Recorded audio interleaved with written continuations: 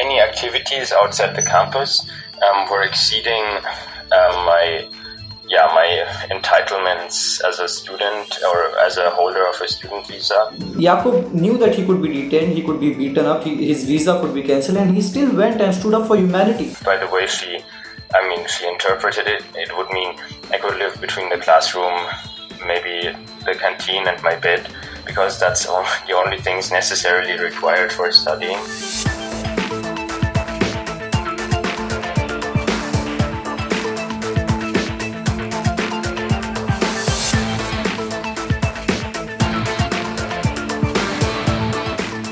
On Saturday I received, technically I received an email that stated that I should show up at the immigration office, but on Saturday I was playing a sports tournament with a team of IIT Madras in Bangalore, so the network coverage in the outskirts was really poor and I did not actually see the email.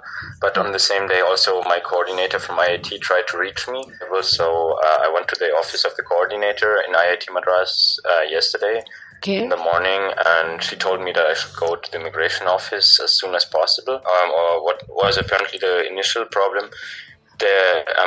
So if you stay for a longer time in India, you need a resident permit, some sort of registration, which needs to be renewed at a point. Okay. And so apparently that was about to expire, so they were calling me because I had not been renewing it. Okay, as in it is not expired yet. Actually, your resident permit has not expired yet. No, it is still valid until New Year. But also the problem was that the notification about the whole process was never conveyed. Actually, even during that, she was questioning me a lot about my political attitude and all, and what I did in my leisure time. Like, she was also asking me about issues like freedom of speech and immigration politics. And so she asked me a lot of general questions, and at some point we touched upon the protests as an example for, for the conflicts of freedom of speech. And at some point she was criticizing me for taking in my opinion, such a liberal stand on freedom of speech. And she said that people who were not informed should not have a say, or at least in that sense. I don't recall her words.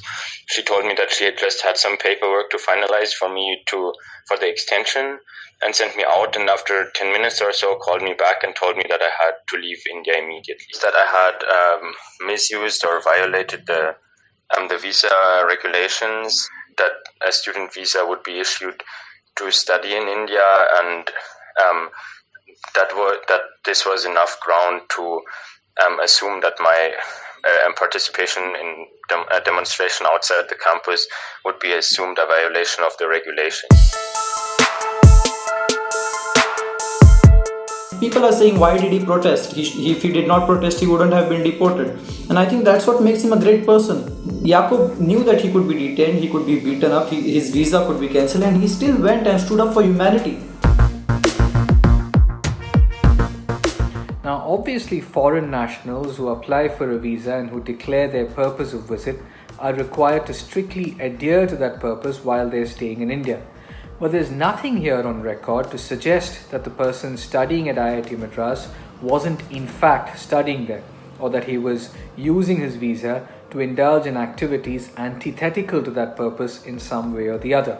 Now, merely because he participated in a protest cannot be a valid legal ground for deportation. You cannot expect a person staying in India on a validly issued visa to not indulge in any civic activity. This decision, therefore, in my view, is disappointing not only from a legal standpoint but also from a moral and ethical standpoint. Actually, I will probably not come back as of now.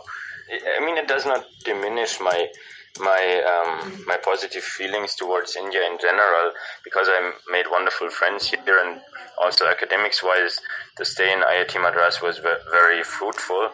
But of course, I'm actually disappointed with politics and the political system, because I had been expecting more freedom and a more liberal spirit, especially among government people. But apparently that's not there.